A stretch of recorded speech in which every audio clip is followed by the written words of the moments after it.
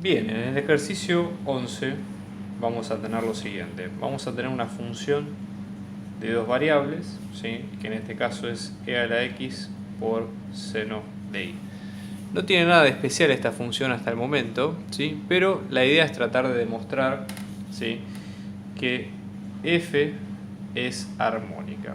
Este es un tipo de funciones especiales, ¿sí?, donde en este caso se va a cumplir lo siguiente. Para que una función sea armónica, como primera condición, f tiene que ser de clase C2. Es decir, tiene que tener derivadas parciales segundas continuas en todo xy. ¿Sí? En este caso, o por lo menos en el punto genérico que estamos estudiando hasta el momento. Y como segunda condición, lo que tiene que cumplirse es que la suma de las derivadas parciales, ¿sí?, segundas, es decir, en este caso tenemos la derivada de la función 2 veces por x y luego la derivada de la función 2 veces por y, esta suma nos da 0, o lo que es lo mismo que una derivada segunda es la contraria de la otra, ¿sí? Es otra forma de verlo. Entonces nada, básicamente para cumplir estos dos puntos lo que tenemos que hacer es ir chequeando punto por punto si esto es así. Entonces, como primera cuestión, para determinar si es de clase C2, primero ABC, si tratemos de definir cuál es el dominio de esta función. Fíjense que esta función es una combinación de una función exponencial y otra función trigonométrica. Ninguna de las dos presenta restricciones en el dominio, con lo cual acá directamente el dominio de f son todos los números, todos los pares ordenados de x y que pertenecen a R2.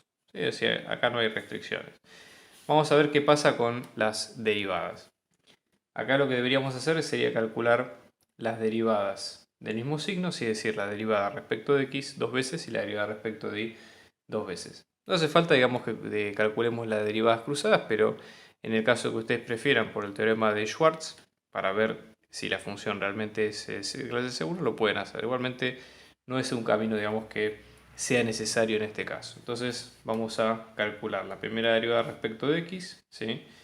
Recuerden que en este caso, al ser una multiplicación, seguimos la regla de multiplicación. Primera parte de derivada por la segunda sin derivar, más la primera parte sin derivar por la segunda derivada. En este caso esto nos va a quedar e a la x por seno de y, ¿sí?, más e a la x, ¿sí?, y en este caso la derivada de seno de y respecto de x nos va a quedar 0, ¿sí?, porque no tiene parte en x, con lo cual esto directamente queda e a la x por seno de y.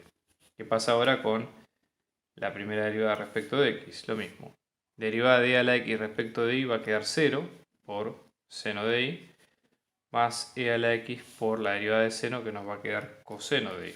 Con lo cual esto va a quedar e a la x por coseno de y. Bueno, calculemos ahora, fíjense, en estos casos, ¿sí?, vamos a ver que el dominio de la primera derivada de x va a volver a ser el mismo dominio que el anterior, que la función primitiva. Esto es porque también vuelve a ser una combinación de funciones exponenciales y trigonométricas, y ninguna de las dos presenta restricción alguna en el dominio. Bien, vamos a calcular la segunda derivada respecto de x. Acá volvemos a iterar el paso, es decir, tenemos que derivar la función original con la función, digamos, la primera derivada de x respecto de x. Entonces, primera derivada respecto de x nos va a quedar e a la x por seno de y sin derivar, más e a la x por la derivada de seno respecto de x nos va a quedar 0 porque no tiene componente, con lo cual esto va a quedar e a la x por seno de y. Y después la segunda derivada respecto de y, en este caso sigue la misma lógica, ¿sí? La derivada de e a la x respecto de y nos va a quedar 0 por coseno de y, más e a la x por la derivada de coseno de y respecto de y, que en este caso nos queda menos seno de y, con lo cual esto nos va a quedar menos e a la x por seno de y. En este mismo caso, las derivadas parciales segundas, ¿sí?, respecto de x nos va a quedar también en el dominio para todo punto xy perteneciente a R2.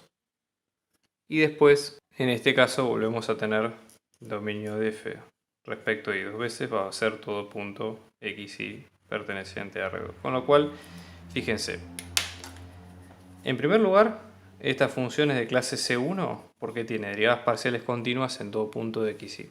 Perfecto.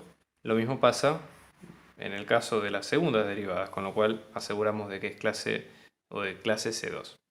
Ahora la idea sería, como el primer punto ya está chequeado, sería chequear el segundo, es decir, que la suma de las derivadas de segundo orden de la función respecto de x y respecto de y nos dan 0. Entonces deberíamos sumar estas dos, ¿sí?